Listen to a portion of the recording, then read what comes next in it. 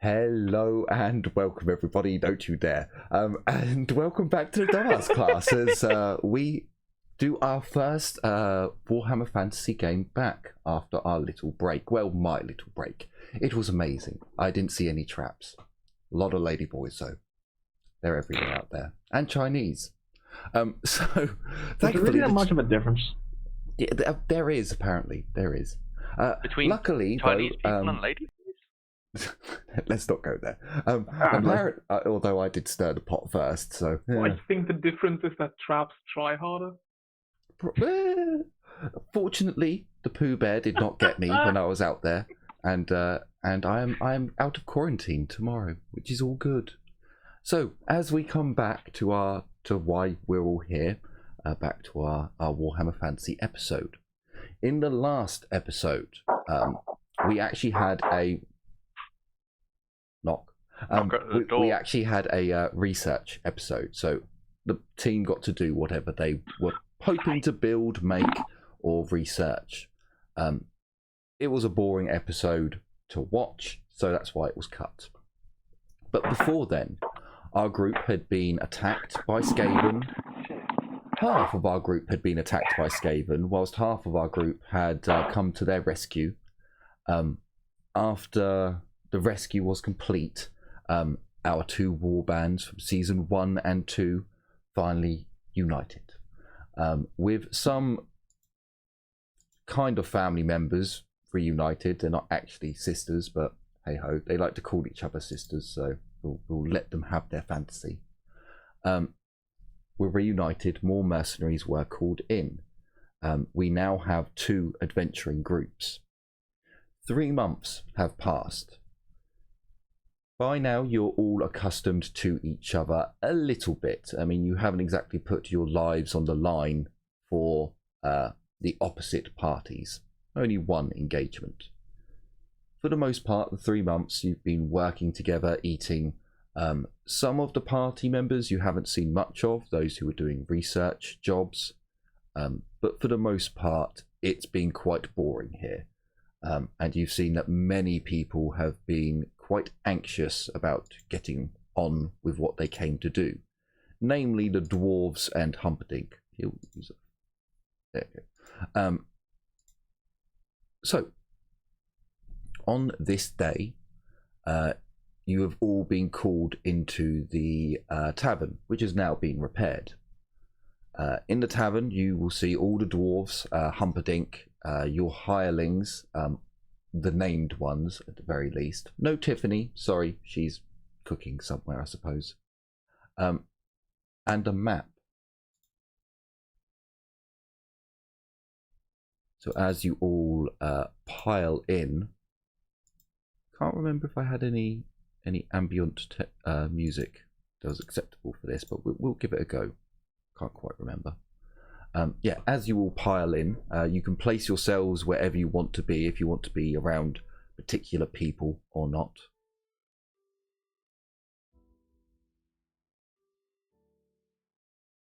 I couldn't actually tell you if that music is playing or not, but hey ho. It is now.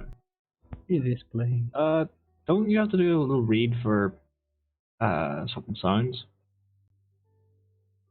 Yeah, I don't have to do that all the time. They've got links down below, and they've got other things that I only have to give them a shout out every now and then, or give the music credit to them. Or they're not really specific in there. When I read through it, it wasn't a specific thing that needed to. So I just gave a link and give a shout out every so often.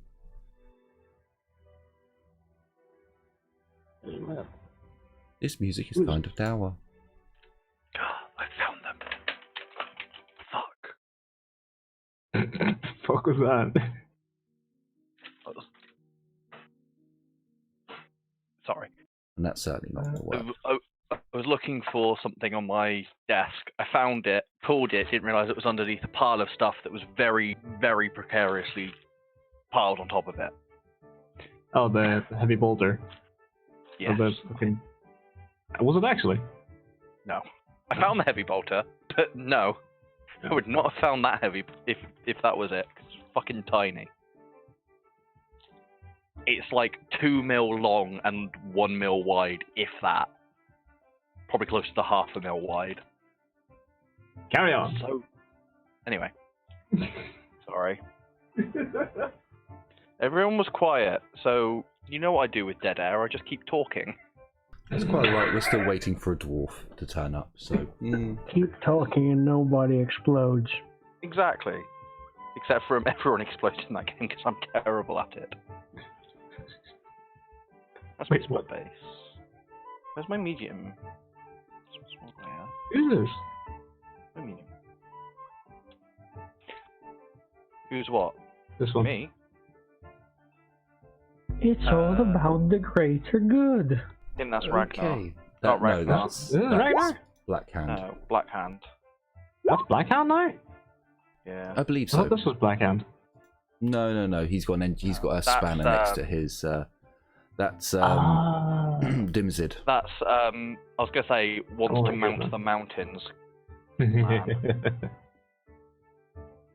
Look, let's not judge for our NPC's Hey. particular tastes. I wasn't judging, I was just being descriptive. Just Where's because the he Slayer? wants to. Let me just make sure this is the. The Slayer is the white-haired person with double mallets. That one. We couldn't find a female dwarf with titties out, so we went for a bearded male dwarf. Doesn't have titties out. She has does. titties out, don't lie. She's a Wearing slayer. a leather She must jacket. have. No, She must have her they're allowed titties out. clothes. Just jiggling in the wind. Yes. The head cannon is complete. Wriggling. No. How No. will you see that they jiggle in the wind? They have their own goatees. What the The nipple hair is long. they have their own like mohawks. Okay, right. I need to bring back Yes, the you do. You session. started this. I know, but I'm trying to buy time for Albie to turn up, but we've bidden enough That time. habitual is fucking ecstatic. So, as you all enter into the tavern that's now been fully restored, you can see that Humperdinck and Hagrin stand over a table and are discussing certain matters. But as you all come in, they seem to quieten down a bit as you all enter. Bill and Ted and dear old David, Mario, are passing out ales and wines and whatever you'd like to drink.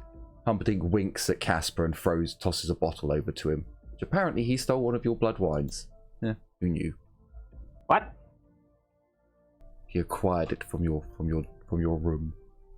He wants Hold to on. taste. Fucking throw that shit, just hand it to me. God damn. Do you know how fucking painful and... never mind. So, Thank you for that. we have called you all here because we need to discuss plans. We must go over how we wish to go about our adventures into Mordheim. I told you, Humperdinck, these are not adventures. This will be a cruel task for all of us to go through. You shouldn't take it so lightly. Now, Mr. Master Hagrid, we can't all be dwarves and dour. Some of us must just be humans and upbeat, I suppose. Looking forwards to a gold future. You can see that the rings of sweat over Humperdinck's many folds in his chin have begun to glisten. So anyway, we should go over the options for plans at the very least. So gather around. Here's our map.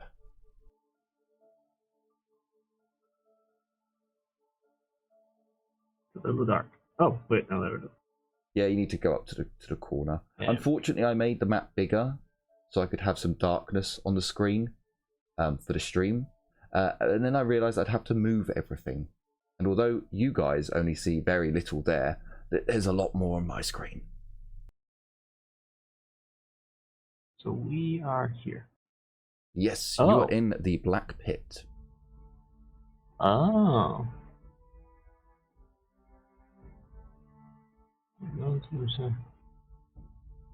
Oh, okay.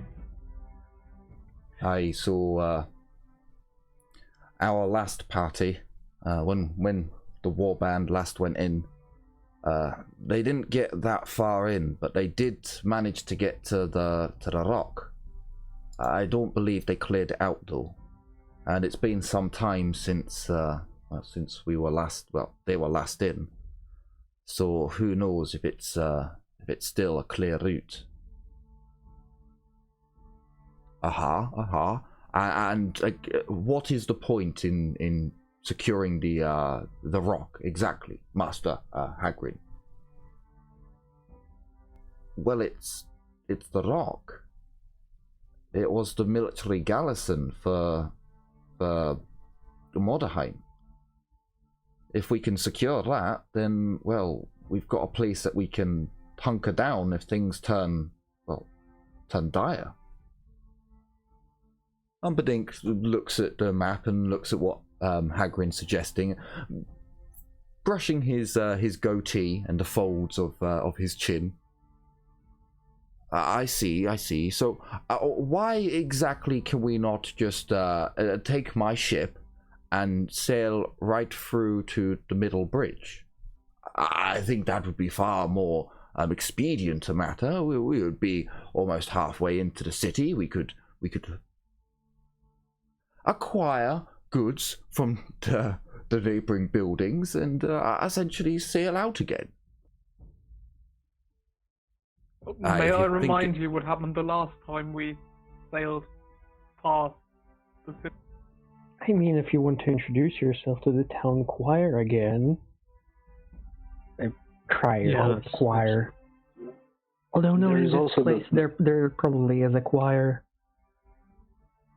There's also the matter that ogres currently reside on the bridge of the rock, or at least they did, and well, if you want to dock there, you gotta go through them, and it's probably better to have an arrangement with them before we arrive, I suppose. Ogres like the ones Aurelia and I fought in the pit? Not that pit, but... This guy's going to raise an eyebrow, look at this, at Aurelia. What, an ogre? Yeah, ogres. Regular ogres, the ones that speak. The one gonna get confusing. You know, big fellas like to eat very loud. The one particular one we spoke to had it was the weirdest thing. He had, I think, a goblin on its shoulder, which was called Pepe. I don't believe any of you saw through his disguise. I think most of you saw him as a parrot. It was the parrot that it somehow loaded a blunderbuss? It had tiny stabby. I remember seeing that. Parrot, you know, the little colorful bird that repeats words. Pirates love them. The fuck's a pirate? No, I don't. Okay, maybe Casper, because he has a little bit of education, but I doubt Cedric would know what a pirate is unless there's like a fair. How often would there be like a fucking... They're essentially seasonal caravans that go around from town to town. Basically the circus. There is a much smaller scale, much smaller scale, but think medieval fairs that go round in caravans to each town. Each town might only get one per year, or one per 4 years, or depending on how dangerous the climate is. Like Norska, probably not going to see any caravans of circuses going round. Yeah, probably. But in the Empire, round here, you definitely have them. So I would say roll, if you are undecided, roll a 1d100, 45 and below, you've seen a parrot. Alright. Yeah, I'll roll for Cedric. Nope. Alright, yeah. Hasn't seen Cedric one. just bellows out from the corner. The fuck's a parrot? Tiny bird, it can speak. Well, not necessarily tiny. I believe we're getting caught up on minutia here. It is a bird. That is all Have that you needs to be ever said. seen a bird who can reload a blunderbuss? That's not minutia. Well, I mean, I believe I once saw a bird in a zoo perform tricks. They can be trained. There are hunting birds. I don't know how much training a bird would need to load a weapon, but it might be possible. Who's to say? Who are you? I think it's impossible, but okay, Hungy. Don't you Hungy me. Right. So,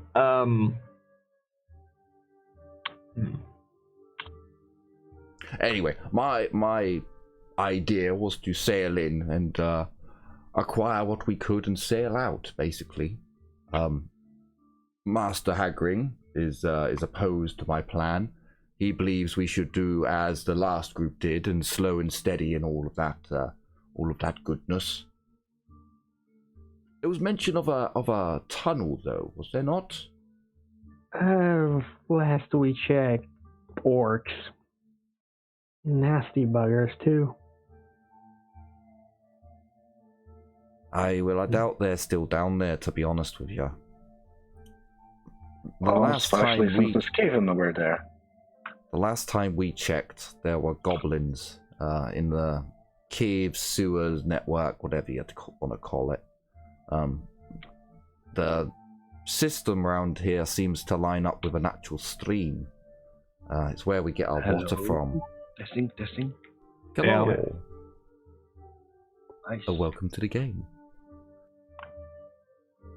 But Where there are since gobos, since the Skaven came up through the well, it's pretty sure that the gobos are no more. If you want to take a risk down there, then okay, yeah, it's probably a lot quicker to get through the sewer system to where the party last was.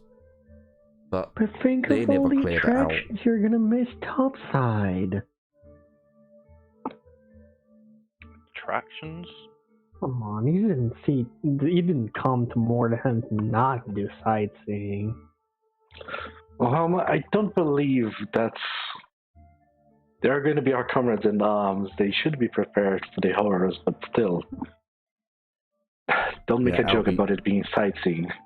Albie, scroll up to the corner of the map and you'll see the actual map. Cool. So, what's the summary? What I missed? Sorry for being late. we're just going over the map at the moment. Alright. The rock is the primary military fortification. Yep. And the bridge below it has ogres on it. Basically, Hagrid and Humperdinck are dick measuring over a map. The ogres are at the rock. They're on the bridge that connects the rock to the rest of Mordheim. Okay. Fancy map. But Humperdinck wants to go down to Middle Bridge in the ship and just sail in, loot what he can, and sail out. I suppose to sell in and sell. I support the sell in and sell out plan. So, Count Grotvard? Don't ignore all the names that are on this map. The names that are on these map are just the names that are on the Mordheim map. It means nothing to this campaign unless I've put it there, like the ring. Ignore it entirely. Okay. I mean, I can still correlate to like the Great Library, right? Yes, no, there are things that I will obviously be using, but for now, just ignore everything that's on there. Don't aim for anything that's on there at the moment.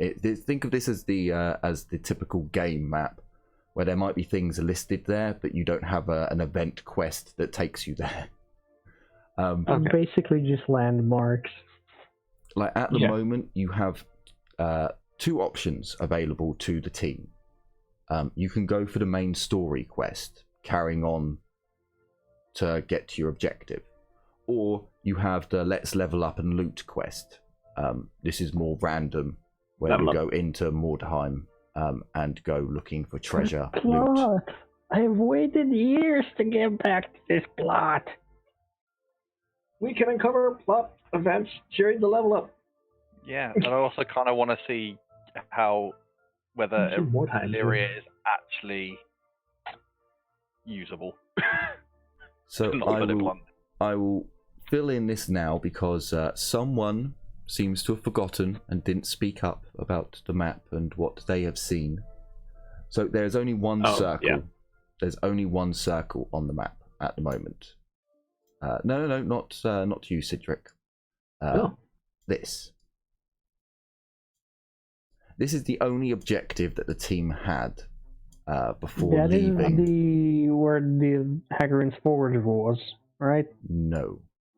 This is where the tower is, where the grimoire. That's technically where I have to go. Okay. And where was supposed to be the forge? You guys hadn't actually cleared anywhere near to the forge yet, so Hagrid basically was like, until the main goal was to take the rock, and then I'll tell you where the next part is. You take the rock and then you get to Middle Bridge. Okay, fair. Right. I mean, that makes sense, because, taking the rock because it's a good strategic position. It'll be... Taking the rock will let us have control over the river, which, near enough, should be able to have control over, have access to. These are all very. Who controls the rock? Because I don't think it will be ogres. Ogres have the bridge at the very least. Well, last time we were there, the plan was to trade with the ogres. They would hold the rock for us. Right. So she seems they've been living there. Can I get a few details of what Cedric has done here? So Cedric has basically lived in the outline areas. He has basically... He knows information about this kind of area. He knows a decent amount. He can tell you if a street is, normal or if it is a bit funky. He would at least have seen the rock, but never actually crossed it himself. Well, hang on. It depends on how long you've been in Mordheim. If you've been in longer than I think, then there was a time when you could go over the bridge, but then some ogres turned up and kind of claimed it as their own. Probably not. So he came to Mordheim looking for answers for, well, what made them into mutants, basically. But I doubt he'd be there for too long before, buggy night, more or less. The second line that you have, you've gone into these areas essentially by accident.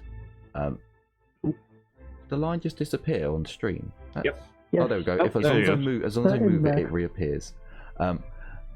You've explored into these areas by accident. Essentially, Mordheim has flipped you around and you thought you were going out, but instead you were going further and further in.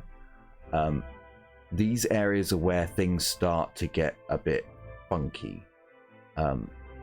These are areas that you did not like seeing, and a few times you may have even gone a little bit further. Which were times when basically you give you nightmares about, crawling along on the floor, just peeping out of a window to be like, am I moving out? Am I moving further in? And just seeing horrors. Okay. So yeah, you've never been into the innermost parts of Mordheim, but you have skirted around the outside, and you have pushed in at times, not of your own accord, really. Okay. So, all right. So yeah. Fuck. Woody.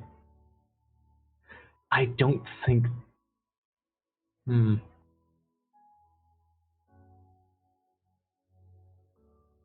Yeah. No, Cedric would tell as much as he could to at least Humperdinck, as long as he's been offered something in return. Yeah, essentially, after finding out that you could be a guide and that you were capable of being a combatant as well, you were brought into the warband.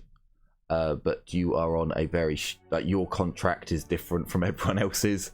Like, if you are caught stealing from the warband of a certain amount of gold worth of belongings, then you can be rejected from the warband and have all of your stuff taken from you. So Humperdinck has changed it. He knows that you're a bit of a thieving bastard. So he's like, okay. This contract makes it so that you don't steal from us, because if you do, you lose more to what you'd have. Whereas there's nothing about stealing from anyone else. That you seem to be able to do freely. Okay. Yes. Put the master thief, or one of the master thieves of Wolfenburg, into a contract. Yes, that's a good plan. It was that or going back to the hole. Good point. The medieval way of doing justice. So I'm just thinking Cedric, it's not direct combat the way he's kind of built. It's stealth. So would he be able to point out like a stealthy way in and out that kind of avoids things? So you can tell them that you find it easier to travel through using the shadows and staying in as just avoiding combat as much as possible and trying to skirt your way around it. That is indeed possible. With the number of people who are planning on going in, that's going to be incredibly difficult. You've normally, as far as I'm aware, gone in by yourself or with very small groups. With the numbers that you're seeing, that's going to be very difficult, but you can suggest routes that will be beneficial whilst you're actually in Mordheim. Okay. Alright. Sorry for the end, but essentially you can tell the group that the start going basically all around the periphery, all around the edge, has been picked clean to some degrees. There are a few buildings you might get lucky in and find something good, but for the most part, they're the areas that are being picked by anyone who is brave enough passing by. And the streets and everything are fairly normal. Once you go in another level, that's where things start getting better, but you also encounter more dangers. okay. And the third level in, you just kind of just don't really just don't go there. Just don't go there. It's not nice. So potentially. And then you get told that you're going deeper, and you go white. Please stop. Okay. So it's entirely up to the group how you want to go in. If you want to risk Humperdinck's plan, or if you want to go with the last series group and the Hagrid, the dwarf, and take the slow and steady route, you can. And if you're going in to level up, if you want to go for the loot and level up option, you have two of them essentially. You can do what they did last time, which is just go into Mordheim and hope that you stumble across something good that's worthwhile taking, or you can go to the Rock, and because it was a garrison building, you can go there and see about clearing out that place and seeing if there's any loot in there. But once you take the Rock, there will be options that you'll have to choose. Are there prizes on our ogre bodies? No. Bounties? I don't think so. Sadness. Ogres are not banned from the imperial provinces. In fact, most armies and mercenary bands like to have an ogre. It's just they can't afford to feed them. We might also want to keep them alive. Well, I'm in favor of the slow and steady road. Like, I'm. if we have a forward operating base there, it will be good. If we need to fall back. So, what's the distance between our base and entrance to Mordheim? So I would never go as the crow flies. Yeah. So, but So the map is correct in timings. Yes, to a degree. Mordheim will always mess with the time, but to a degree, yeah. Like basically, when you go into Mordheim, look at it this way: up is down, down is up, left is right, right is left. Mordheim is basically the Eye of Terror. Yeah, essentially, it is a really, really shit place to be. So anything that you get from the map, even information I tell you, can be a complete and utter lie sometimes, especially when you're in the depths of areas where the comet fell, or big chunks of warpstone fell, or people were slaughtered in their thousands. So it's basically Ethel Lawrence.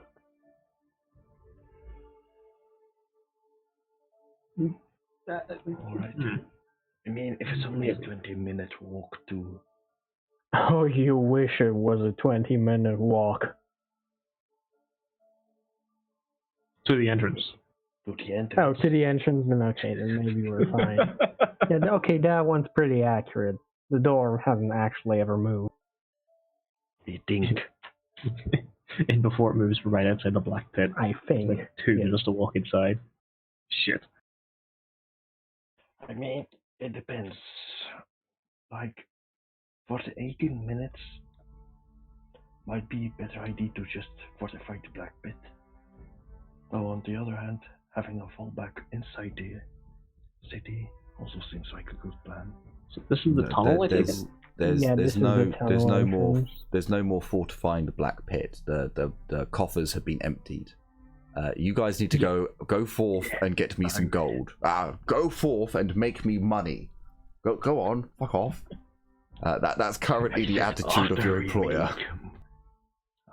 I meant after we make some money, if we expand our current base, or if we will try to set up a base inside Mordheim. I don't think that's a problem. We're not setting up inside Mordheim. We can make a jumping off point inside Mordheim, but we're not actually setting up in Mordheim.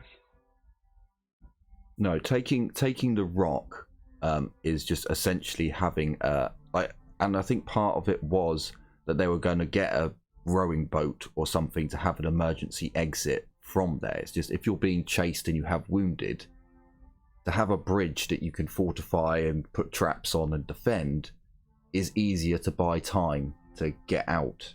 And the fact that there are ogres there that you could have traded with, you might still be able to trade with them. It just made the deal a little bit sweeter.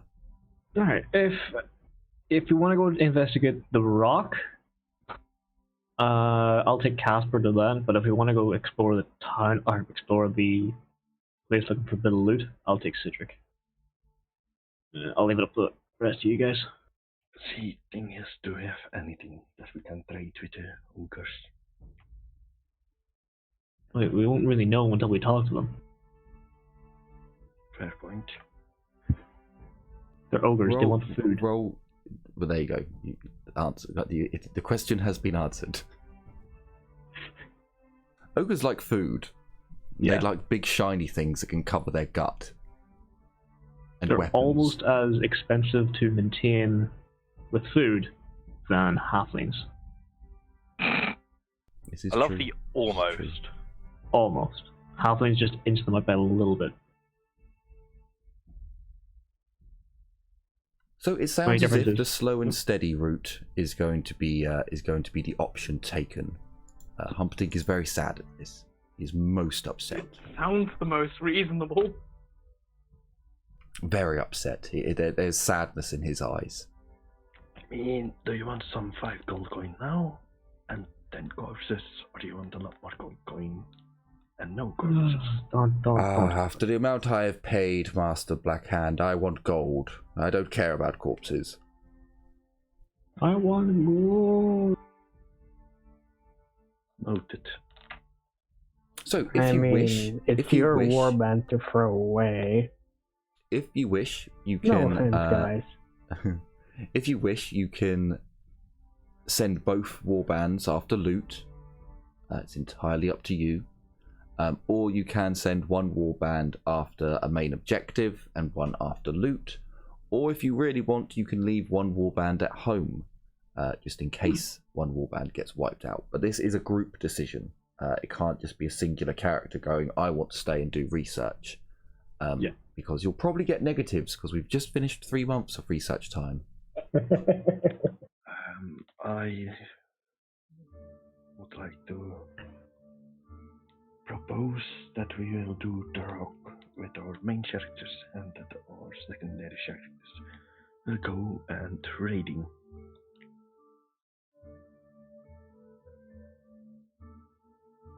Right, see you guys. Yes, Jim.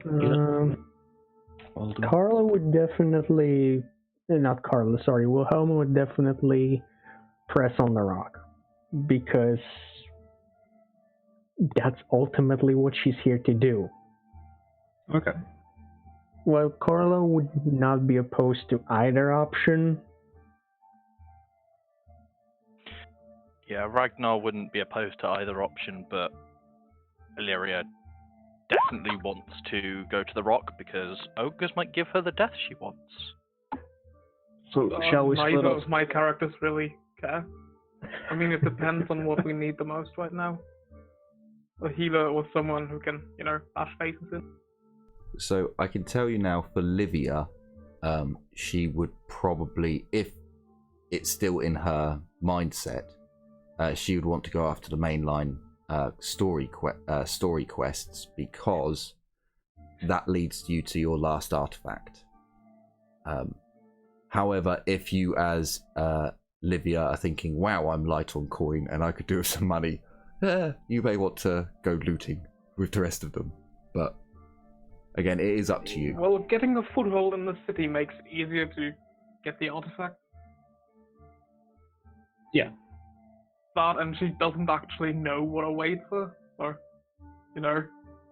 being a little... Sorry, I just wrote down, where are we at? God damn it, Jim. Sorry, cat emergency. We're just discussing what we're going to do now. We can split off into 2 groups. One goes into the town for loot, one can go to the rock to investigate, or both groups can go into the town to look for loot, or one group can stay behind while one group does the other thing. It's up to us now to decide who's going where and what's doing what.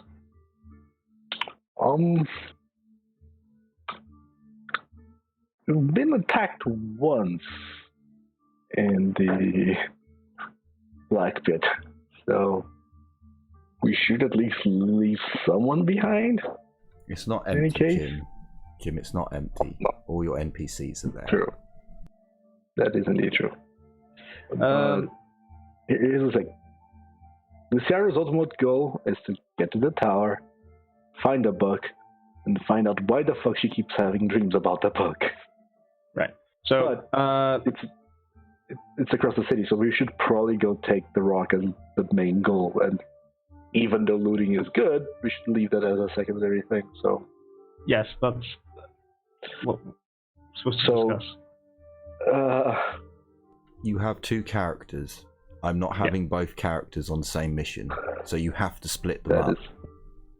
So if everyone would like to put the characters that they want to send to the rock, and if you want to send your characters off looting, put them in the city. You can't leave characters out. Jesus Christ, they're huge. Okay, right. I didn't think they were going to be that big. You can't leave characters at base. Everyone has to agree on a plan. Here for the rock. Blue circle. Or blue rectangle. I'm just going to think first. who's going to the rock and who's not going to the rock before I decide? No, you don't do it as a character, because at the end of the day, I think the warbands are going to get split up. Because if the characters from last season want to know what's going on with the ogres, then they're going to want to be there, which means your other character is automatically pushed out of the picture, and they are pushed to the looting team. Who the fuck is this? That It has would a be blend. Black Hand. Me. That's... Problem. Oh, okay, that's a beard. I thought those were teeth. Oh, Skinwalker with a blunderbuss. So looting party into the city. Wait, why did it kick me out of the game? I don't know. You can't make fun of the dwarf appearance anymore. Apparently. I'm sure it will let you back in a moment. You know what? Don't hope Fuck it. heats. I don't want heats. Irene is going to the rock. Luciara is going to be looting. So there you go. All right. So if I can just get this clear, everyone who wants to go looting, go in the blue square, and everyone who wants to go to the rock, go near the yellow circle. Yes. oh, I got it the wrong way around. Sorry. Above the blue box. That the blue box is for looting. Near the yellow circle will be quite good enough for the Jesus Christ, for the rock team. I'm in the middle, damn it. Jesus Christ, Castle is fucking terrifying in the middle. No, get off, midget. Being topped by a ginger woman, probably half his height, but not actually, because I again rolled quite high for her height as well. I just have abnormally tall dwarves. It's So fine. we are missing a person on the looting team. Are we? Oh, right. Ah, yes. We're missing a Wilhelm. Oh. A Carla. Carla. There we go. Carla's going looting. Carla. So if you'd Kind of like to, worries me because... Oh no, never mind. Casper's a mage. We're good. if you'd Because like magic to go onto your character sheets, and for each one who is going looting, write in it now. I don't care where you write it. It should be close to the top, maybe near their name or age. Looting, just in case, because this could be split over a couple of sessions. Can I put it in the career? I'd rather you put it somewhere on the front of the page, I'm putting it on concept. because Yeah, but under concept. Yeah, there you go, concept. Put it under that. Wait, no. Cedric is looting. God damn it. Because again, it's not you're only putting looting in whilst you're looting. You can delete it whenever you want, but Looting. I meant the career field inside the thing. We're gonna no, go meet the Dark I'd Angels. rather have it. I'd rather you do it under concept, because then it's as soon as you open your character sheet, it is there, and no matter what tab you click on, it is there. Yeah, but he was meaning in the career section of that same box. The career path? No, you know where it says Final Fantasy role playing, and it says like Yeah. career, and That put it under career. put it Yeah, under he was- concept. Ah, okay. I was Yeah. planning on putting it next to career, but I changed it to concept. Next it's to your Final aunt, next to your aunt Yeah. XP, because then you cannot miss it. It is always going to be there, so you don't have a moment of I don't know what my character was doing, like which one's going looting and which one's. It has been stated now. We will see. We will see if it all goes well. So we're missing two of our players. God damn it. Well, you'll have to remind them. Essentially, you can all take 3 days worth of. Hang on, no, that's not how this game works. So 1 day's ration, I think, gives you 8 days of food. Yeah, I think rations in this game, like you buy a ration and it lasts a week. Yeah, but you just had 1 day's ration lasts you 8 days. Yeah, no, it's because I was going to do it as Dark Heresy, where a ration is only good for 1 day. but I'm pretty sure in this ration is good for 1 week. Food and drink. 5, 7. So I believe you only need to take 1 ration with you if you want to just look after yourself, but you can take more. Can we Yeah, I take believe less? it's no. You must take 1 ration pack with you. No Ration suicide by pack. starvation. Got it. Nuts, dried fruit, salted meat, and biscuits. Nourishes, keeps well, and provides needed energy for long journeys. It weighs 5. One question. Which of Yasmina's characters is going to the rock? Wilhelma is going to the rock. Warhammer. Okay. I was just going to mention that if Wilhelma wasn't going to the rock, the Sierra would, because having at least one of the old party showed the way would make sense. Jesus, I'll be doing nothing there except for looting a dwarf. It doesn't actually say that it lasts 1 week. I don't know where I got that from. Okay, so a ration lasts 1 day, because it's easier to make you guys carry more. So you'll need to decide how many days worth of rations you want to take with you. You can get advice from those who've already gone in there. How many days did you guys last in Mordheim, Jim? We weren't there for long. I think we brought 4 or 5 days worth of rations. And how long were you actually in Mordheim? 2, 3 days? No.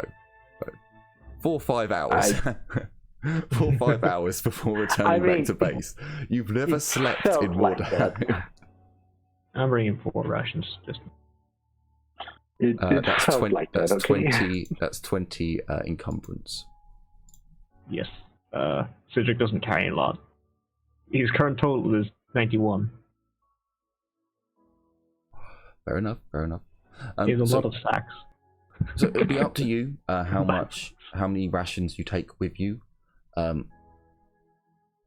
I'll probably say that for now rations are unlimited. If you unless you start being plain city buggers, then I will drop the hammer. I take 99 rations. Yeah, you're gonna get drop kicked off the ogre bridge, and they just devoured your back sack and half of your back. Although it should regrow, so The Sarah will take 2 days worth of rations, and Aurelia is going to be taking 6 days worth of rations because doesn't need food anymore.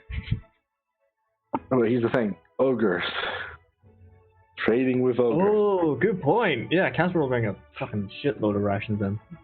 Can I bring along 14 rations? 14, 1-4. On which character? Blackhand. No. Where's Blackhand going? To the ogres. But no, Blackhand's going to. Blackhand's going to the ogres. Yeah, Blackhand's going to the ogres. If you're going to the ogres, then I'm willing to drop it to 7. I'll put a maximum of 10 on, because it's getting quite cumbersome carrying all this food with no. Unless you want to take a cart into Mordheim with you, which you can.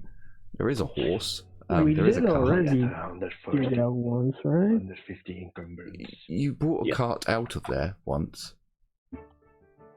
Alright, I'm bringing 10 rations to trade with the ogres. And I'll be back in a minute. Well, 5 encumbrance per ration isn't that much. I mean, Sarah's repeater crossbow is 150.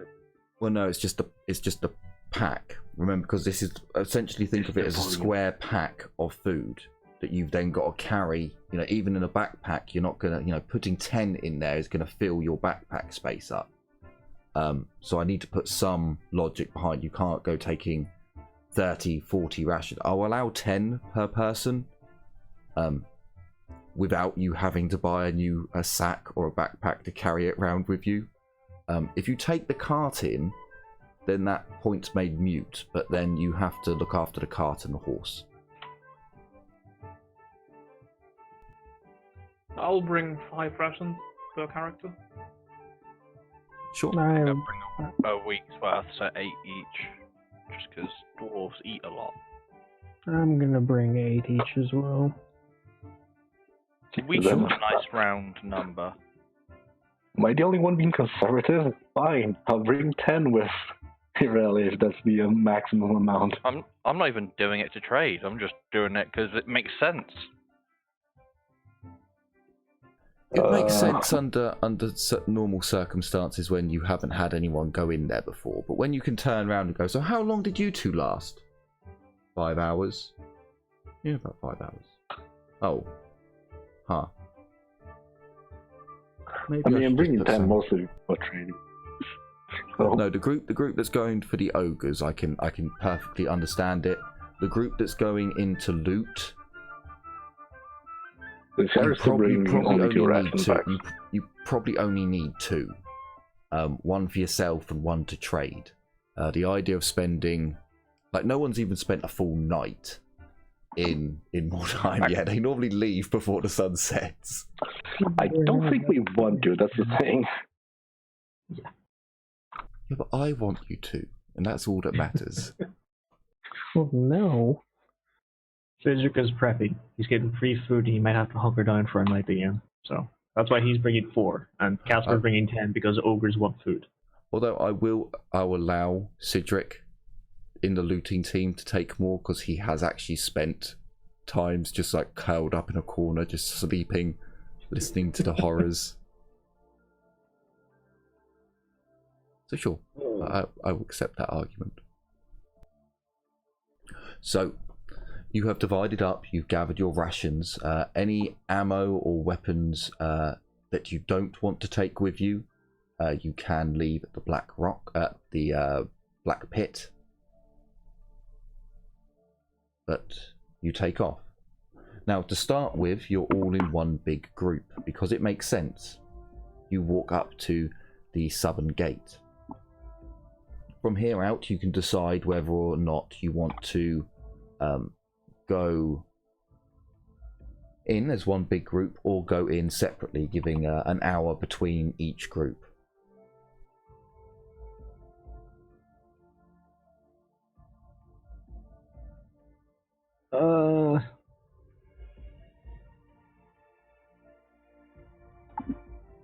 What do you think? Give it some time, or? Yeah, I think give it some time. Okay. So let the let the ogre group in first, then wait. Let the looting group wait an hour, or looting group first. Rock is probably. Let it go. I mean, we could let the raiding team go in first to distract. I think looting team first, because if they run into some trouble, they might be deeper into Mordheim than the troll group or than the ogre group. So they might need to back out a bit sooner. And if they could call it a nighttime, that's gonna be a little worse. I mean, here's the thing. There's a lot of ground to cover from the entrance to the rock. So the looting team, if they cause confusion, they will be the distraction and they will alleviate the team that was going to the rock. Looting team aren't going to the rock. Looting team are going off this direction into the time. Yeah, right. I think, isn't that what I just said? Anyway, if the looting team is going here, they can alleviate the pressure of the rock team. And if we have to fight multiple ogres and shit, goes wrong sideways, it's a good idea to have a distraction over this side of the city with monsters and other things coming here, so we can alleviate the rock. And the raiding team can just rush out instead of having to actually take a foothold. Okay. What do the rest of you think? I agree. So the looters first? Yes. Looters first. Okay. So, as you come to the southern gate, it still stands strong, although time has taken its toll. The brickwork, the stonework still stands. You look up and you see that the rusty iron gate is still firmly sealed up in the gatehouse. You cross over, saying goodbye to one team as the other team steps forwards. Why have I got two of them? Are there two of those ones? No. Well, there should be then. Oh, I was going to say you can make one blue, make one red. There we go. Now there are two. So the looting team steps forwards. As you enter through the gatehouse, you pass through the guard courtyard, where they would have once checked for the caravans coming through into Mordheim. This area seems thoroughly looted. Not much value remains, but there's an eerie normality about this place. It has not been touched by the horrors of Mordheim. You push on further through, and it's at this point that Wilhelma can point out that this is where her party recovered a cart and some valuables, or all the valuables that were in this location. But the area played tricks on their hirelings' minds. By the way, David, what is your 35? You're fine, my boy. Mordheim doesn't affect you. Oh, sorry, hang on. It's the looting team. So Lysiara, hang on.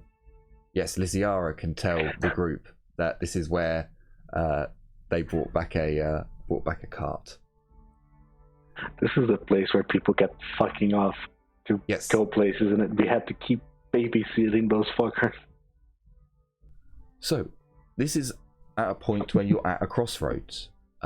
Lysiara, you know that you can head up north and come to another crossroads, but northwest is where the adventuring team would be going.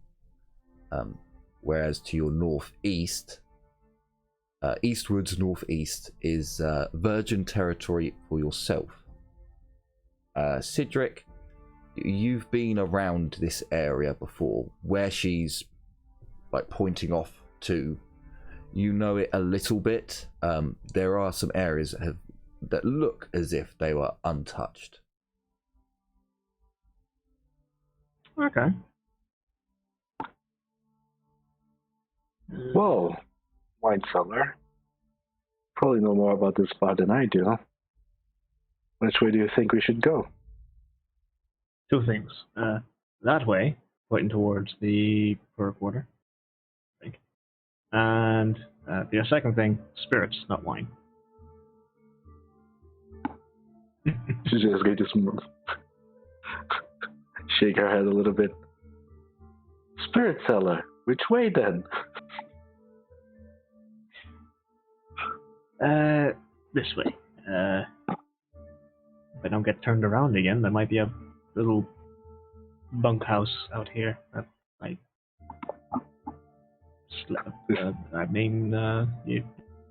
little bunkhouse out here somewhere, maybe. Might have some loot, might have something of interest. Sarah's going to point She's going to point at the other direction and say, so let's go that way. I'm joking. Let's follow him.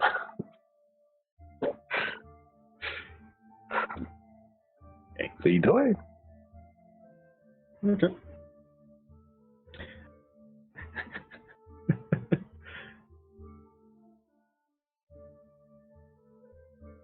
There we go. Okay. So you push on. Let's see how far you've gone time-wise, and then we'll see how long Mordheim has decided you've been here. Okay, so it's about 20 minutes. So as you're going through into the poorer section of town, you can see that there are a number of market stall buildings. This is definitely an area that was busy. It is also an area where the buildings do look quite poor. But at the same time, you have a chance of finding something here. Can everyone give me everyone in the looting team, can you all give me a perception test and then a search test? Cedric, you get +10s to both of them. Oh. Okay. So a +10 to each. Don't know why I said +10s to both, but Perception and search.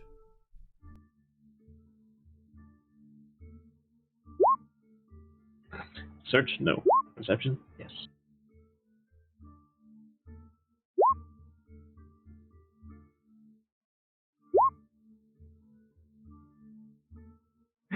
Oh boy. Jesus, that perception roll. Which one? Mine. Okay. So as you enter into this area, you can see again a number of market stalls. Ooh. You think this might be the perfect time to have a look about and have a little search. As you look around, you don't see anything that is too out of shape, and everything seems fairly normal, like your standard destroyed or raided town, basically. But as two of you are looking around, Livia and Cedric, you get as if someone stepped on your grave. The goosebumps on your arms, and their hairs stand on end. And you feel as if someone's watching you from behind, and maybe you're perceptive enough to use a reflection to look behind you, or perhaps you turn around.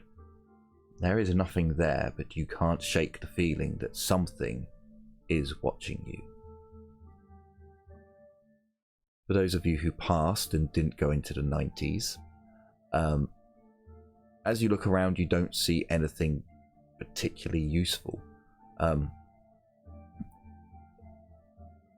It doesn't seem as if anything's come through here recently, but at the same time, it does look as if someone has been here, as many of the boxes have been opened and many of the goods have been rifled through.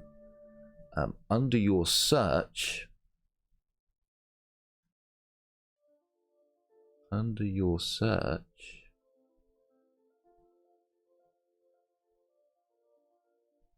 okay, Ragnar, roll me a 1d100, please.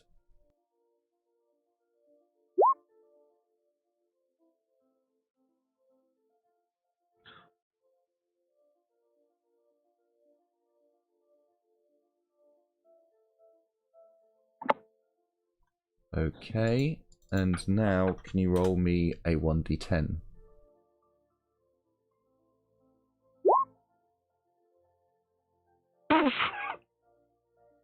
Oh man. That's either really good or really bad. what about medium though? No, there is no in between. It's black or white, goddammit. It's me or her. You go over to a so as you're looking around, you go over to one of the merchant's stalls, and after searching around and looking around the tabletop and not really finding anything around a counter, rather not really finding anything, you sit down on the merchant's chair, and as you sit down, it doesn't sound right. You go over to it and you lift up the cushion, and there's a wooden back to the cushion, and as you bring it away, you see that there's a small concealed compartment. Inside, you find 2 lucky charms and a religious relic. Oh, nice. By the way, do we have a loot cart or table? You can put all loot in the loot cart. Just use the cart for putting loot for the group in. You should have it under NPCs, I think. Okay. There's a lot of stuff in there already. By all means, help yourself to it. I think everyone would agree to that. If there's a weapon in there that you want. If there are names next to it, just have a look and see if those people are still living. If they're not, then don't worry about it. But Bill and Ted has 14 rations in there. Yeah, they got paid in rations at one point, and they were actually good at getting rations themselves. So yeah. Ragnar might take the necklace. So the religious relic is 1d10 plus. I haven't quite figured out what the plus is for yet, but we'll come to that bridge later. And the lucky charms are 15, and you got 2 of them. Okay. 15 what? Gold coins. Oh, okay. Can I actually nab one of the Lucky Charms? You already have 2. And you Cedric can use doesn't. both. Oh, Cedric doesn't. Cedric's the looting team. Ragnar doesn't know Cedric. Oh, No, come on. you I have can- known him. You have known him for 3 months at least.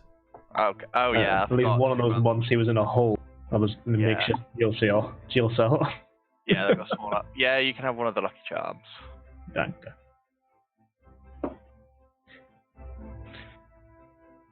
But sadly, you don't actually find anything else. You can, if you wish, push on to somewhere else. I propose we push on. Yeah, well, it isn't very enough to cover my spirit cost. With a sly wink. We should, yeah, you never know. There's always something left behind, or in some experience, a body that was left behind that had something. So do you want to go further into the poorer quarter, or do you want to go up north? Can I do a magic check? Magic sense? Sure, you can do a magic sense. At the moment, you get a +10. Check my target, y'all. Is it accessible? Oh, I added a plus. I forgot that I can't add. I forgot that I can't add a plus. That's my bad. It's just +5.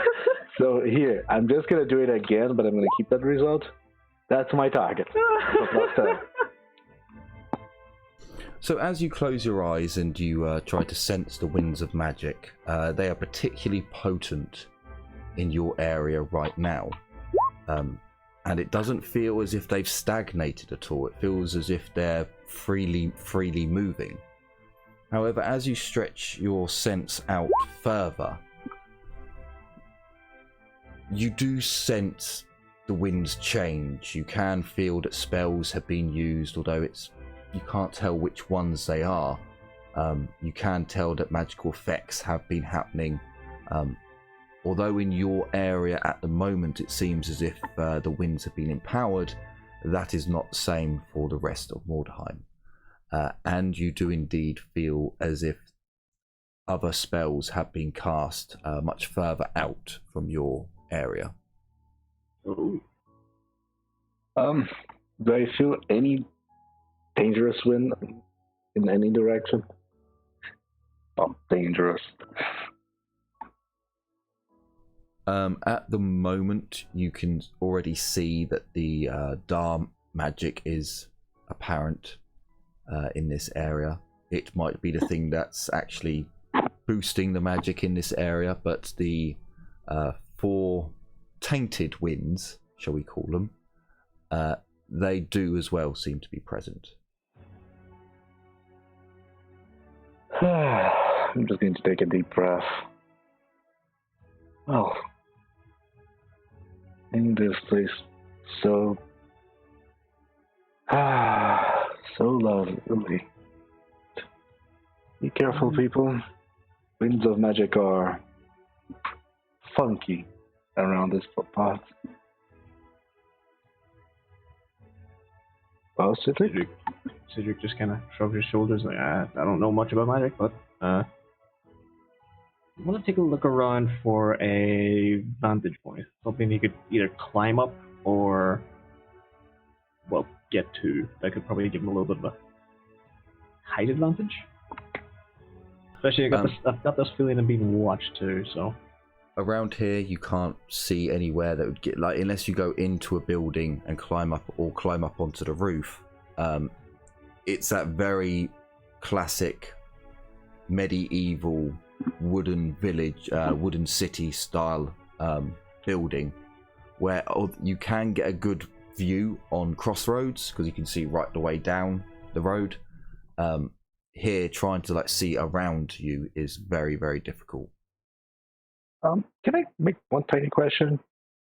When you said someone stepped on our graves, did you mean Livia or did you mean the Ciara back then? Whoever's on this. Yeah, The Ciara, because she's on the mission. Okay, so that would be me. So no, I'm it was going to actually... it was Unit.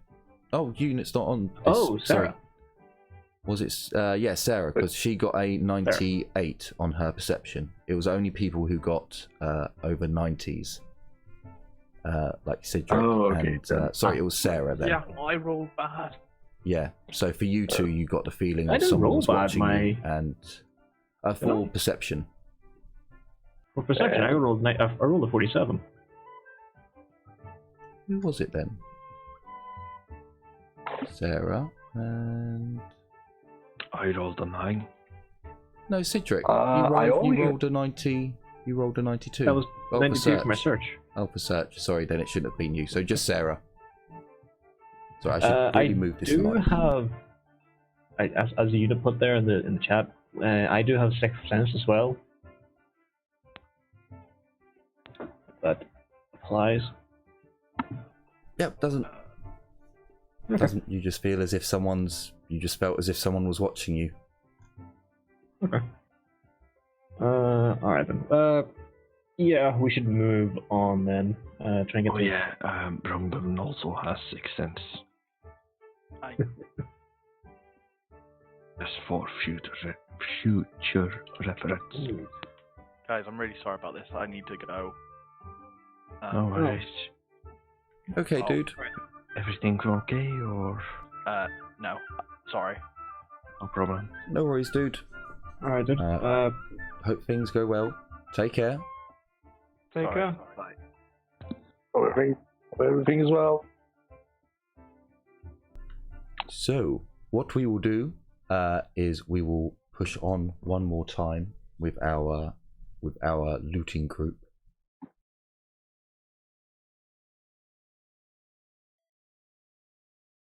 As I believe, oh no, it is Ragnar who's in this group.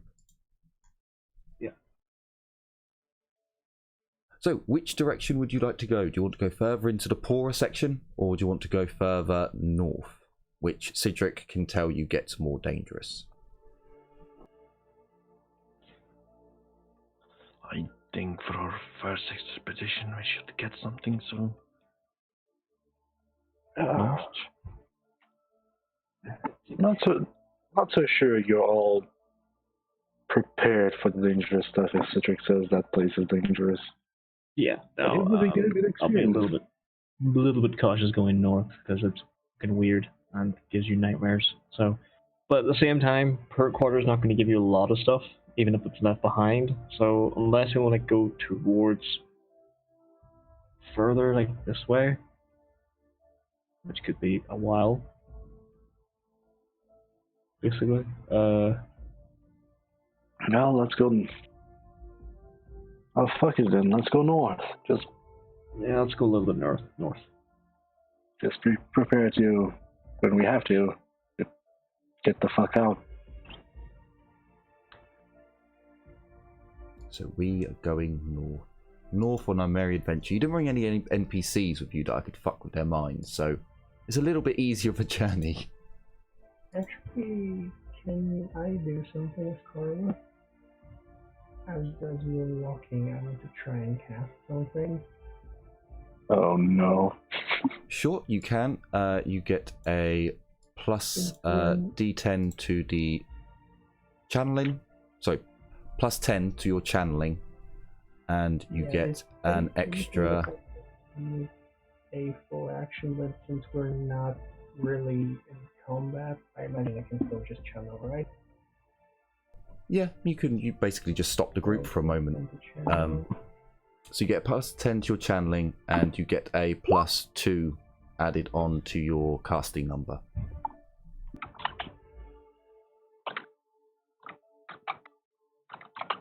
Plus 2 to the casting number? To the basically the ingredients. So you get a plus 2 added to your spell. Oh wait, so does it count as if I use the ingredient? Essentially, yeah. Well, it gives you a plus 2. Just plus 2 modifier at the end. Yeah, just plus 2. So I'm just gonna take it as if I use an ingredient. Sure, if ingredients count as 2, then you can do that. Yeah, this particular one does. Yeah, okay, casting number, no doubles. I don't see doubles. Sadness. Sadness, Nope. sadness, sadness. So I just have 2 rerolls for the next hour. Okay. I'm gonna just say that Carla kind of forgot to do that before we left. So she's like, oh. No. Just hold up a second. I need a moment. Everyone turns around and sees Carla staring up at the sky with her eyes closed. Like, what the fuck is she doing? Is she farting? Is she... What? She's just like, right, okay, come on, let's go. I'm done. So, oh, you're done. Right. Okay. Oh, blue mages. So you why get... is the kid looking at the sky? Because she's a mage of the Lord of the Heavens. You get further in north. The town around you begins to change. The atmosphere seems to get thicker and harsher as you take every step forwards. The area becomes more menacing. Can everyone give me a perception test, please? As you look around and you begin to see that some of the houses and some of the brickwork on some of the sheets of wood, have they carved crude screaming faces into Also, it? this pointed out if it becomes relevant, but these rerolls expire after an hour if I don't use them. Sure, cool. Just a perception test, sorry? Yes, perception. Ooh. Well, you all notice the screaming faces in the wood, in the brickwork. And if some of you dare to step forwards and look through the windows, you see more horrors of similar style. Arms wrapped around arms used as legs for chairs. Torsos screaming up staircases to hold the banisters in place. You've now entered into a part of Mordheim that is very twisted indeed, and it seemed to be only a second or two to change.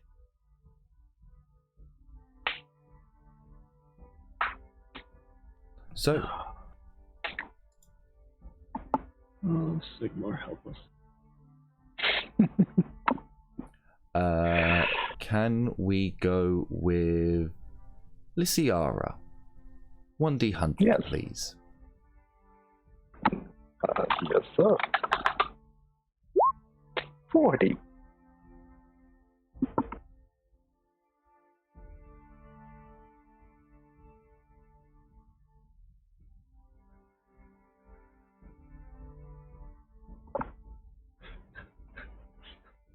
Okay. So, as your group comes into an area which again seems to be an area of perhaps commerce or just a start of the commerce area, you see quite a large building. Half of the roof has been blown off. There's debris all over the streets now, along with the people in the buildings, or part of the buildings now. As you look around and you check for dangers, you see some items fall out of the debris. So, going into cover, readying yourselves as quietly as you can, you begin to scrutinize the area with your perception. Carla is the first to notice where the items have fallen from. One of the walls has a massive hole that seems to be lining up with another hole, as if something had smashed its way through, or someone had fired off a particularly powerful spell and blown through two walls. This is on the third story of this building. And just in this blown out hole, you can see at least a small pile of debris that has filled the room. And the rest of you then notice it as well. There is a mutant of some description that is currently sifting through the debris within the third story building, on the third story floor of the building. Okay. It's not been alerted to us yet, has it? Not as far as you can tell. Alright. I'm going to very quickly just put my finger over my mouth and give the common sign of shh, and attempt to sneak up to it. It's 3 stories up. Yes. Alright, let's sneak along to get as close as I can. If I can get into the building it's in, that could work.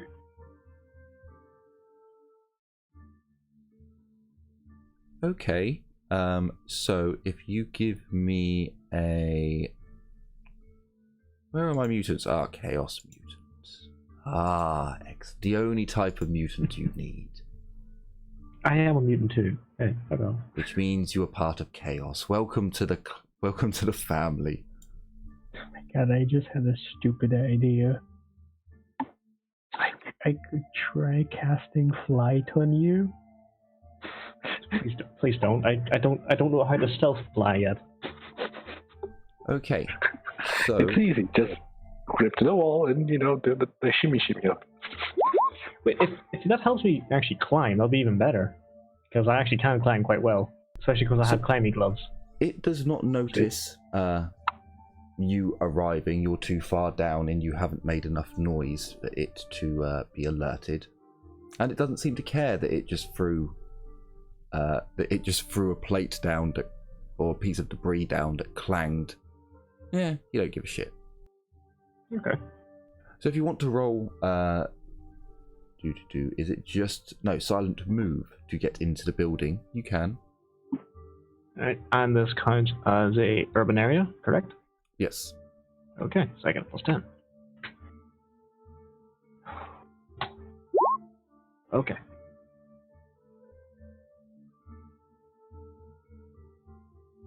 So it needs an actual 1. Well, it got bloody close. It got bloody close, but unfortunately, no. It can't. It doesn't see you. You enter into the building. Yeah. The building looks like it has been through some hell. There are a number of beams that have fallen down, interior walls that have been broken through. Okay. I will be very quietly. Just have my cudgel in hand as I continue to creep around. if I can find any stairs or even ruins of staircase. Oh, this poor bastard! I should have been giving it. Has it? I mean, I don't think there's a. No? It's got to be that one. So you should have had an extra +5 to your perception. Hang on a minute. Oh, it's a modifier to perception. Ah, it's a modifier to perception. I don't see that very often. Oh no, I've already added it. Never mind. Good work. Good work past this. You've made less work for me. I very rarely expect this of you. So as you get into the building, you can indeed see a staircase that leads up. Is there anything you'd like to do? Alright. Now that you're in the building, you know. Yeah, I'm inside the building. I'm a little bit away from the group. I've been to Mordheim before. Would I be aware of anything along the line of tripwires or things along those lines?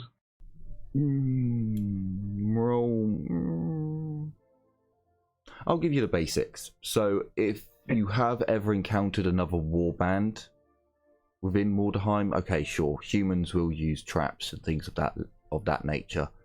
The denizens of Mordheim don't really use traps in the conventional way. They more create traps with themselves or with the environment. Whereas warbands would very much bring in like bear traps and tripwires and things of that nature. Mordheim has its own natural traps that it seems to like to deploy every now and then. Okay. Well,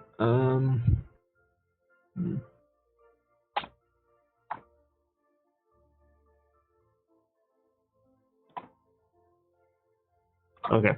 I'll take a quick look around to make sure there's not anything of note in the lower floors before I make my way upstairs.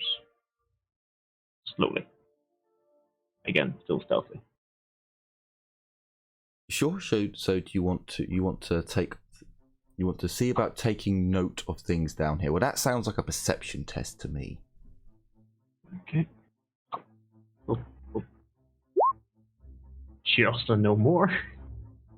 So as you look around, it looks like this building has a few cabinets and a few things that haven't been broken.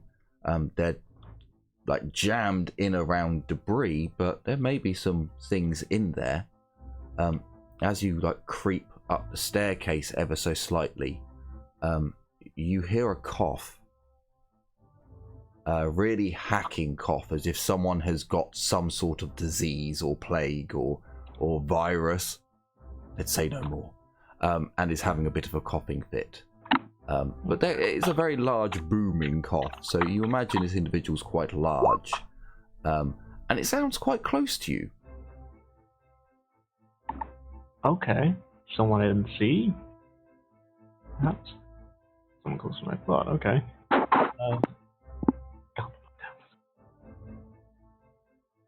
Can I, as I get up the stairs, can I take a peek around the corner to see if there's no one, like, laying in wait or doing something inconspicuous? Oh. So as you, if you want to carry on, like, upstairs, if you want to give me another silent move. Alright. You aren't GM ruling, by the way? Yeah, no, it's fine. Okay. Alright, yeah, there's 5 degrees. So you slowly, like almost like an animal, go up these stairs, just poking your head up just to get enough to see and look around. And you do see another mutant that is currently hunched over in the fetal position, like not. So he's holding his knees, basically sat down with a ragged old rag wrapped around him. Okay. But now that you're up here, you do hear the creak of other floorboards moving on this floor. But as you look around, you can see some cupboards and dressers and traveling chests that do seem to be closed or untouched. Okay.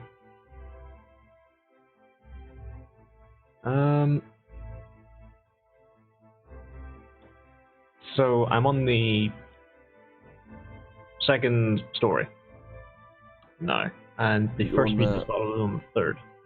But essentially, you're on the first floor, if we're going to use English terms. So we're on the first floor. The first meeting we saw was on the second floor, and that would have line of sight on the group, correct? If it turned round and looked and really like scrutinized the area, sure. Alright, and these ones, this mutant and potentially more mutants in the first floor. Yep. They would need to walk over to a window or anything. There's no like big hole in the wall for them to look out and see the group. No, the first floor seems to be like a normal stone built. I wouldn't say house. This definitely seems more like a trading hub for a company within Mordheim, as it just doesn't have the setup out of a house. Especially now that you're in here and you're not really seeing lots of beds, more storage things. Okay. Right. But there are windows in the rooms. It just, as far as you can tell, they're not looking out. I'll attempt to get. Is there another flight of stairs to go up?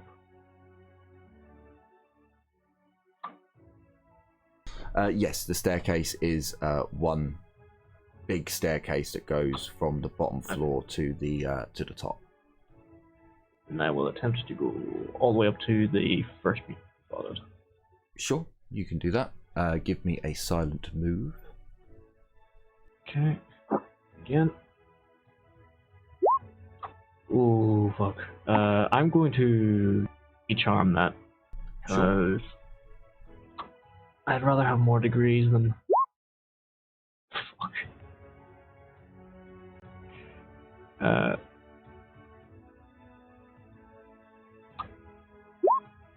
Alright, it's not broke. But I only have 1 degree of success. That you do. That you do. So, Mr. Mutant, would you like to roll? No. So as you make your way up onto the second floor, which would be the third story, there's a lot more light in this area. You can see the dust particles in the air far easier in this hallway, essentially, basically what it is. Can you roll me a perception test, please? As you can see that there's at least one door has just been knocked away. You can see light coming in from that doorway. Alright, I'm fortune pointing that. Sure. And you can see that another doorway, whilst the door is still there, it has been opened, and you can see some light coming from there. That's to your left, and there's one to your right. But the one on your right, the door's gone completely, and there's light shining through. It's the same light that you've been walking in today, Casper. It is not going to set you on fire. It is just this is Cedric, not Casper. Oh yeah, good point.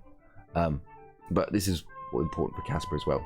The day today is clouded over. You have gone through summer and spring. You're now, as far as I'm aware, well into autumn, and when the warm days are ending.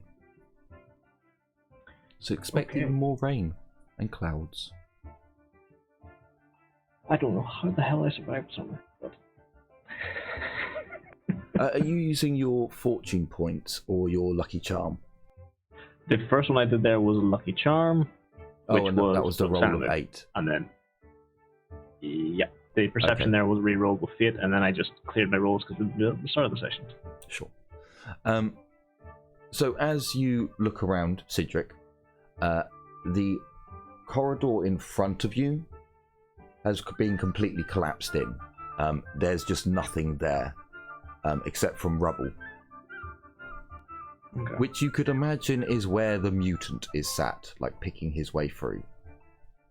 Okay. So I don't have line of sight on him, but I kind of figure he's in that direction.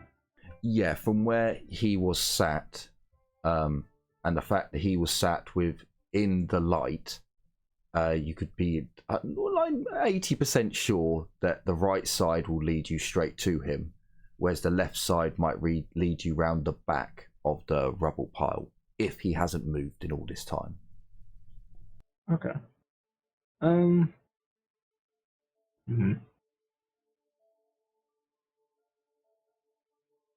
flip a coin. Heads I go left, tails I go right.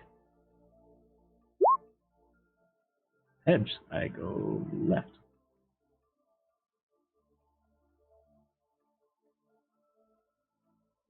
Okay.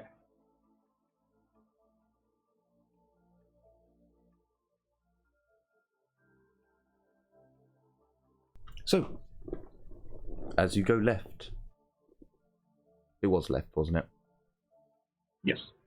You go into the darkness more. There is a door there, so you have to push that open, but it isn't shut. It's on. You know, you can see that it's clearly off the lock, off the hatch. Okay. So you can just push it open. Roll me a 1d100, please. If it's 70 and higher, there's a creak. Okay. I'll do 100.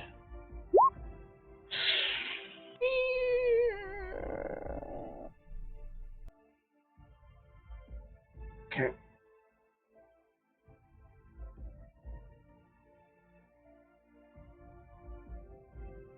Take a quick peek around, see if there's anything drawn to the creek. You can actually hear the sounds of scrabbling, like someone picking through debris and bits of debris falling down, and of bricks and things falling, like falling down a rubble pile. Right. Okay. I'm gonna put my club away. And, just gonna make sure my knuckle dusters are on properly. Right. And I'll creep deeper into the room, trying to stick to the shadows and hide. If it's needed, I do actually have night vision. Sure, it's not that dark, but give me a silent move as you try to sneak into the room out the creature's sight. Thanks, Nurgle. Now you know my pain. Oh, So boy. you creep into the room and you can see where the shadows are, and you quickly dart into them, stepping round. The room, it seems this is 3 or 4 rooms that have been caved in together, but there is a very clear path where you can scrabble round the spoil heap. Well, it's not spoil heap, the rubble pile, and there you can see this creature sitting. Creature is the only word to really describe it. Whilst it has the body of a man, its head has been distorted, and there is a long, sharp, cruel-looking beak. A third eye sits in the middle of its brow.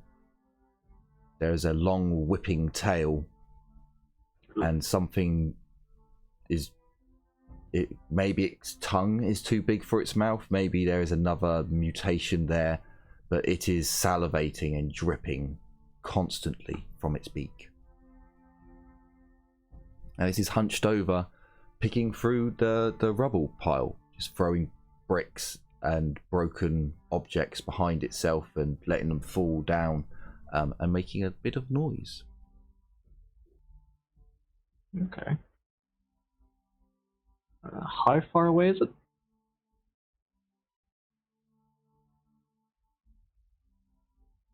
It's about 30 squares at the moment.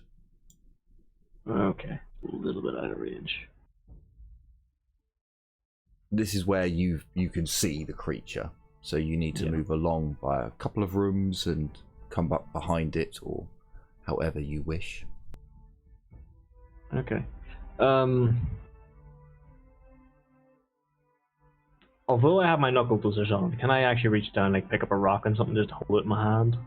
You can. I will. So moving forwards from here is over rough terrain, so there is a minus 20 to your stealth check. Okay.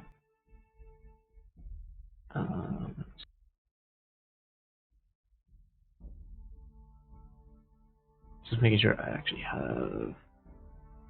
Okay. Am I on the side of where I saw the rest of the party were? No, you're on the opposite side. Opposite side, okay.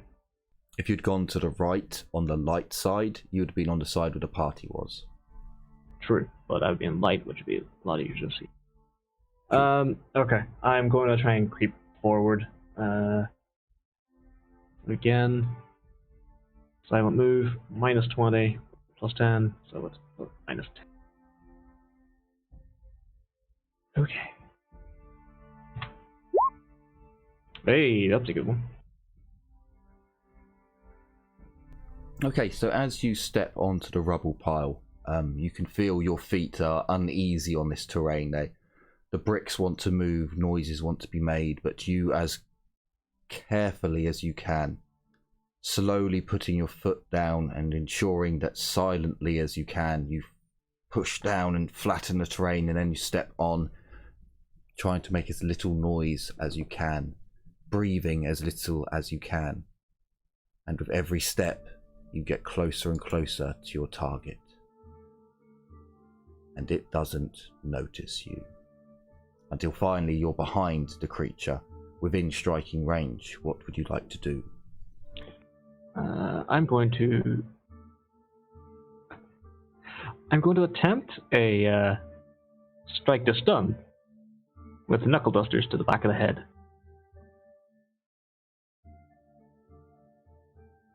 So that is a melee attack with the knuckle dusters. Is there a bonus? He's unaware, correct? Yes, he is unaware, which I believe So means you get a plus 20. Okay. Not 220. Okay.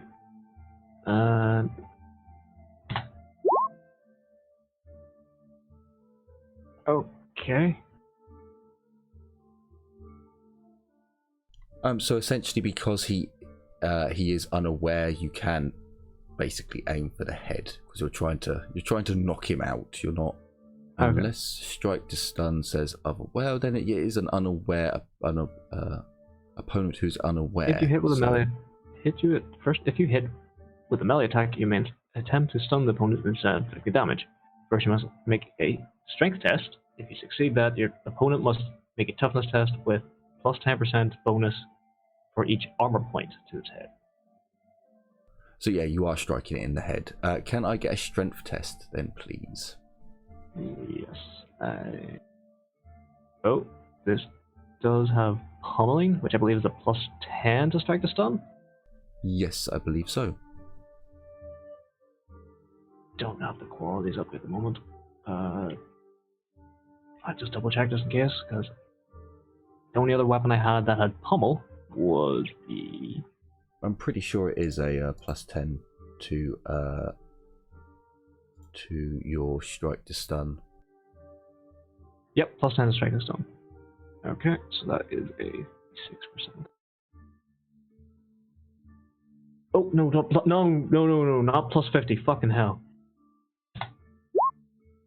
Oh, fuck that. Fate point.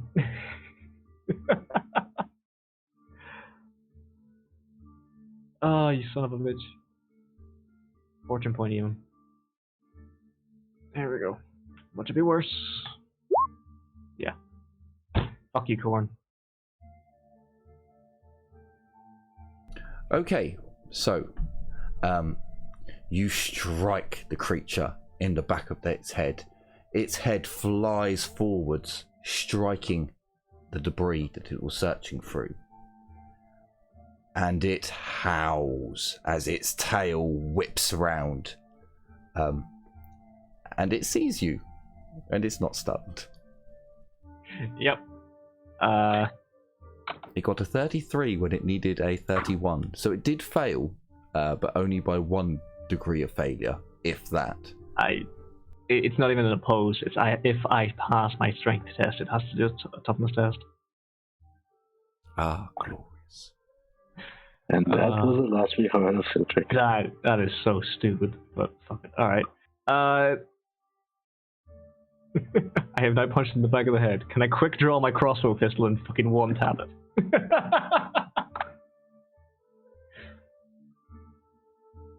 I actually have quick draw on Cedric. Okay, Oh, so technically that was the surprise round. Yeah. Although No, that's right. I think it's going to take a Mission? willpower test because a person has just appeared behind it and struck it in the back of the head whilst it was minding its own business. It should do. It fails massively. So when you strike it in the back of the head, perhaps its 3 eyes all takes a jab as it goes down into the debris. As it looks up, it just sees this shadowy creature over it, and it doesn't know what to do. It cries out with quite a loud cry. It forfeits its first go, so you can quick draw and fire at it. Quick draw. Quick draw the crossbow pistol as a free action. Make an attack. I don't think I can rapid fire it, so I'm just going to do the aim, which is +10, or half aim, which is +10, isn't it? I haven't actually done ranged combat in this. What do you need? Standard attack is just the attack +10, or is there? No. You just roll. If you Just roll. aim, it's +10. If you have a talent, it's +20. Yeah, there's no standard attack bonus. Okay. And swift attack is a full action that allows you to fire multiple times if your weapon is capable of that. Yep, I don't think my crossbow pistol can, so Hmm. I will just be. Yep. I quick draw it, which is a free action, shoot it, and then immediately reload it. So. Sure. Boop. Roll a B to hit. Of course, it's a fucking miss. So as this bolt pings into the debris pile that this creature's currently screaming at, it is at this point where we will have to go into combat. You hear the sounds of footsteps and things being moved from downstairs. Okay. So yeah, we will open up the turn timer for this. Although, I know, I'll come down here and I shall add the mutant down here. So you don't get to see him. You don't get to, wow, he's hideous. He's hideous. Oh wait, you will get to see him because he's on the, never mind then. Never mind. I mean, you can barely see him, but still. So you did roll first, so you may attack first. Okay.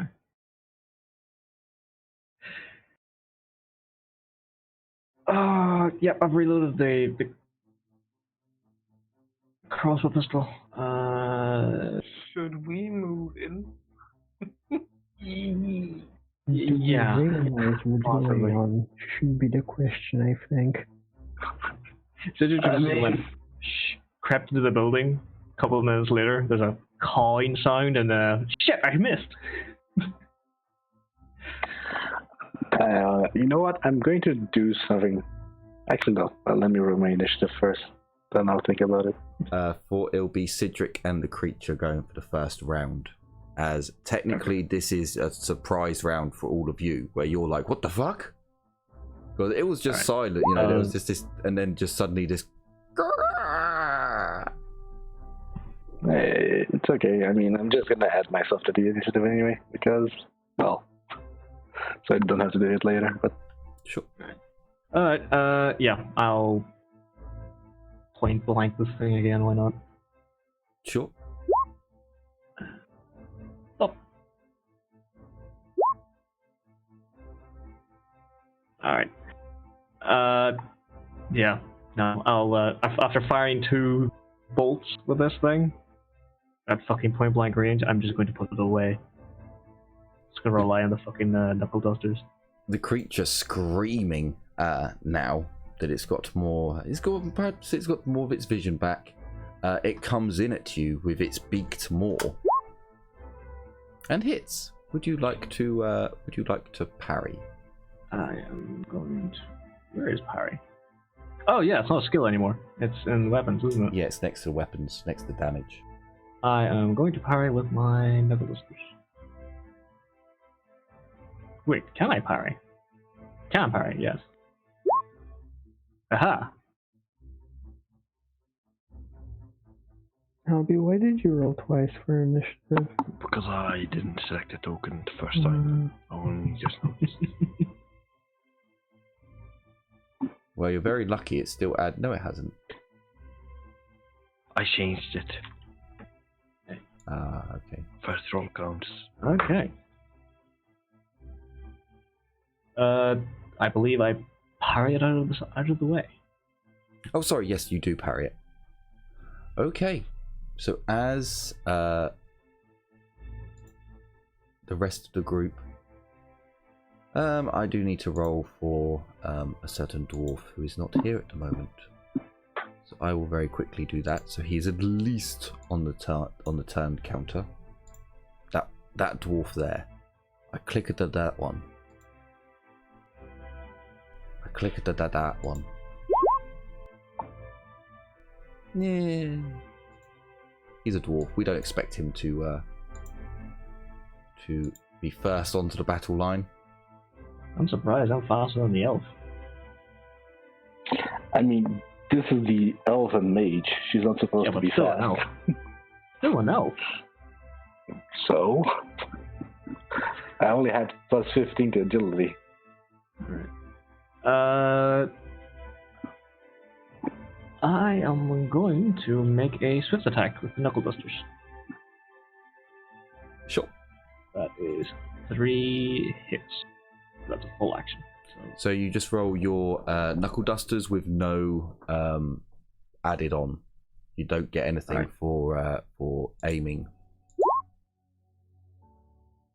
3 hits. Wow, now you hit. You probably should have done that in the first place. If only I could have. Well, I did hit the first time, it's just I didn't pass the strength test. Was it Mutant 1? No, I think Mutant 1 is downstairs. Was it Mutant? It was Mutant. Okay, so Mutant is going to... He's going to parry you with his hand. So I believe he gets a -10 with that.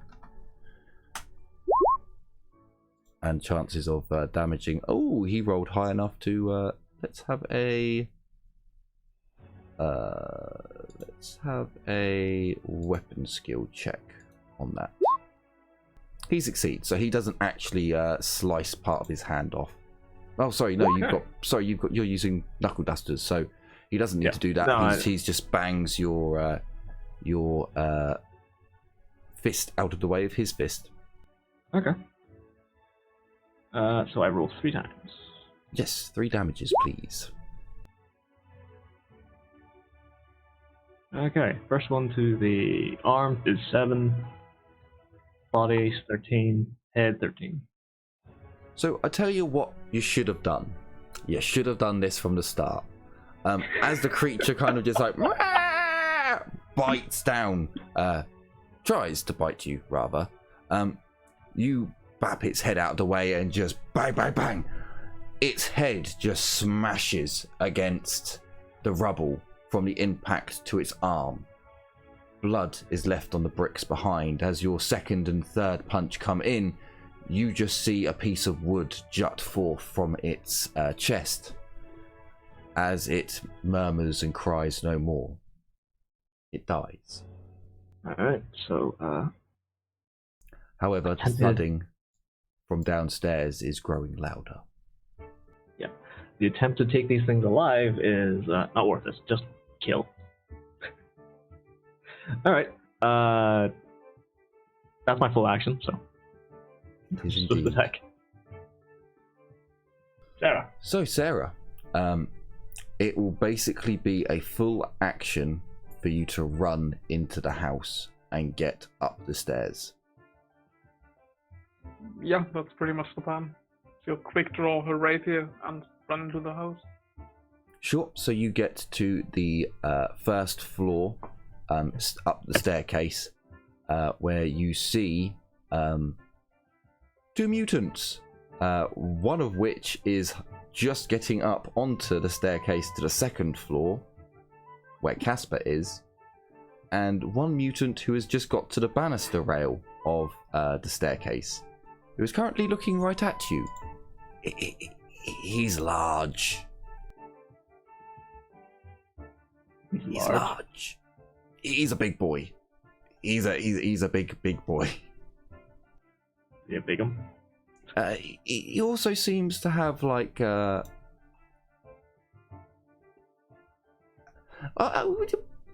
a beast man like appearance, but a bestial appearance at the very least. Well, I'm kinda out of actions now, otherwise I would do something.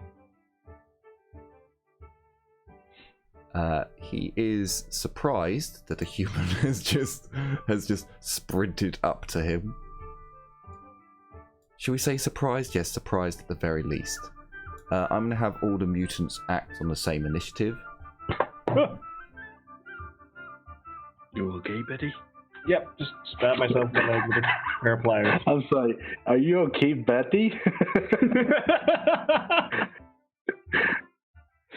Whoa, blackberry. Bam, bam. Lysiara. Yes. Can I still see the mutant on the window? Good That's the one I point. just beat the Actually, shit out of. good point. You did all What just was that? watch. So yeah, you weren't taken aback. Sorry, you weren't taken aback by it because you had a window to watch through. Yeah, you saw everything. You saw Cedric bap it in the head, and it turned around and scream at him. You saw him take out his hand crossbow and shoot it quickly and reload it quickly and shoot it quickly, and then you saw him put away his crossbow and just bap bap bap, and it died.